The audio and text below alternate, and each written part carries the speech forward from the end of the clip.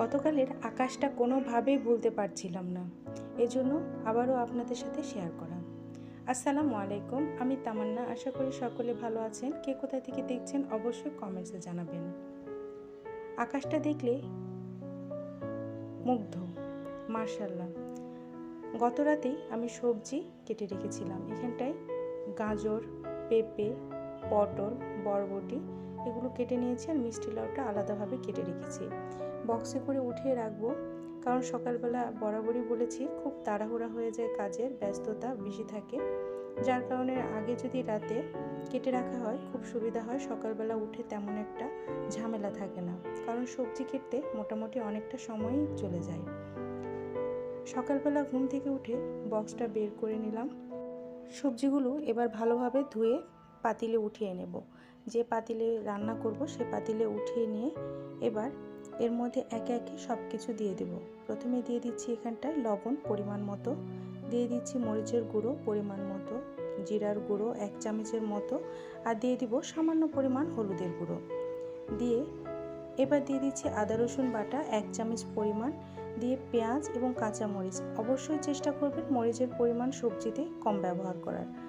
দিয়ে দিয়েছি একটা গোটা তেজপাতা, 2 টুকরো দারচিনি, 3টা সাদা এলাচ। দিয়ে এর মধ্যে এবার ব্যবহার করছি সরিষার তেল। আপনারা চাইলে এখানটায় সরিষার তেলের পরিবর্তে যে কোনো তেল ব্যবহার করতে পারেন, সয়াবিন অথবা অলিভ অয়েল, যে তেলগুলো খেতে আপনারা পছন্দ করেন সেই তেলটি ব্যবহার করবেন। চুলাতে বসিয়ে দিয়ে এবার আমি একটা রসুন, আস্ত রসুন থেতো করে নেব। নেওয়া হয়ে গেলে কিছুক্ষণ পর আবারও ঢাকনাটা উঠিয়ে ভালোভাবে নেড়ে চেড়ে দেব। এখানটায় অবশ্যই কোনোভাবেই পানি ব্যবহার করবেন না। পানি ব্যবহার করলে সবজিটা ঘেটে যাওয়ার সম্ভাবনা থাকে। মিডিয়াম হিটে সবজিটা রান্না করতে হবে।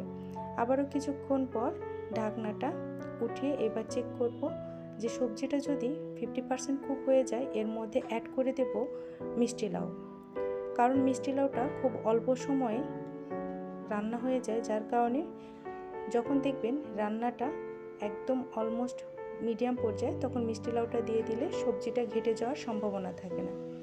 এবার নেড়ে চেড়ে নেব। নেড়ে চেড়ে সবজিটা যখন একদম পারফেক্টলি রেডি হয়ে আসবে, তখন বাগার দেওয়ার জন্য এখানটায় সরিষার তেলের মধ্যে পেঁয়াজ কুচি আর রসুন কুচি অ্যাড করে দিয়েছি। দিয়ে এর মধ্যে এবার যখন একটু ভাজা ভাজা হয়ে যাবে, তখন 5 ফোড়ন অ্যাড করে দিচ্ছি। দিয়ে ভালোভাবে নেড়ে চেড়ে নেব। আর যে সবজিটা রান্না করে রেখেছিলাম সেই সবজিটা এখানটায় ঢেলে দিয়ে কিছুক্ষণ নেড়ে চেড়ে নেব। আশা করি আমার এই রেসিপিটি আপনাদের ভালো লাগবে। সকলে ভালো থাকবেন। আল্লাহ হাফিজ।